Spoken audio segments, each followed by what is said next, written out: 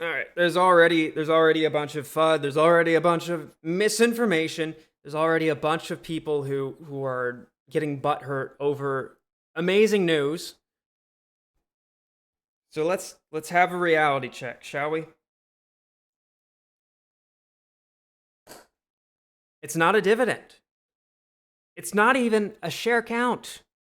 It's a shareholder count that is of your own obligation to participate in.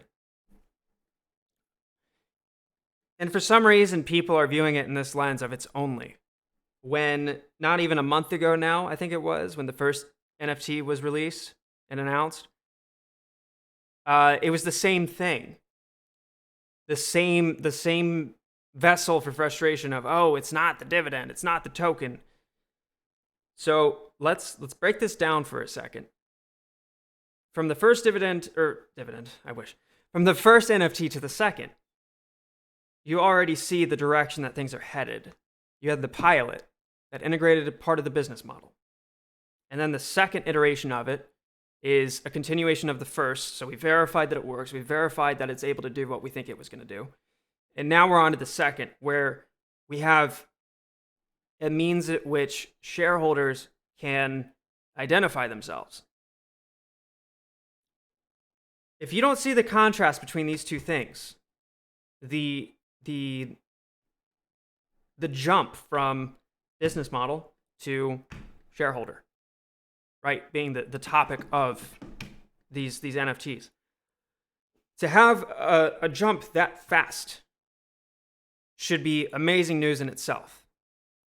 To have even a piece of technology committed to the amount of shareholders should be amazing news in itself. But everyone is so caught up in the fact that it's not the dividend or the token. Like, these businesses were nearing bankruptcy no more than 12 months ago. They were given a miracle of a lifetime.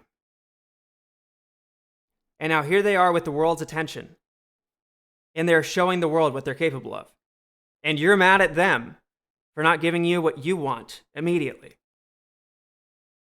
And that's completely disregarding the fact that if you had this thing come out of absolutely nowhere, right? No foreplay, just sticking it in, raw dogging it, no lube, and then squeeze.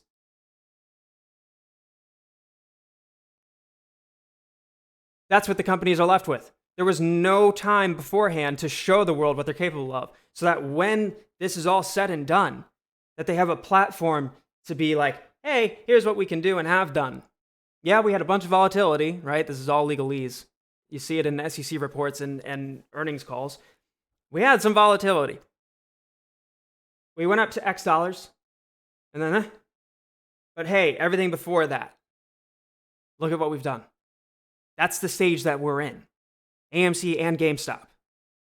And if you're going to get into a dick battle about which is better, just leave. Don't even try me. Don't. So when people get angry at a company who is building their own esoteric fundamental value, it is so asinine and preposterous to me because of the fact that these companies have the world's attention and they have the funding to just completely transform themselves, and they're showing the world as they're transforming themselves, and you're getting mad at them for it and mad at everyone around you for it. That's not to say, and I am not saying that there won't be MOAS or there won't be a squeeze. It's the fact that you have to have some form of credibility built at a fundamental level before this happens. Otherwise, you're going to be spun by Wall Street and MSM as a pump and dump. That's what that does.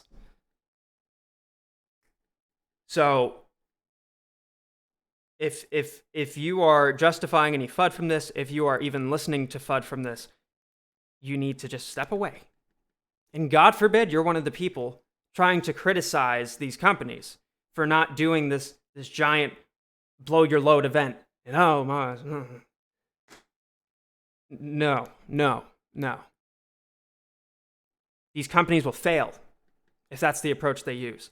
But here you have a very clear indication of the before. they're building it up.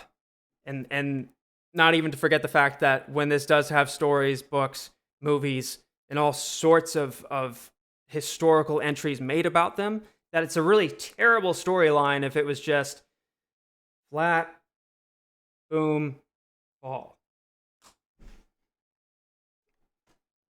So grow up, grow up, grow up. This is fantastic news. I'm sorry it's not what we all want, but it's part of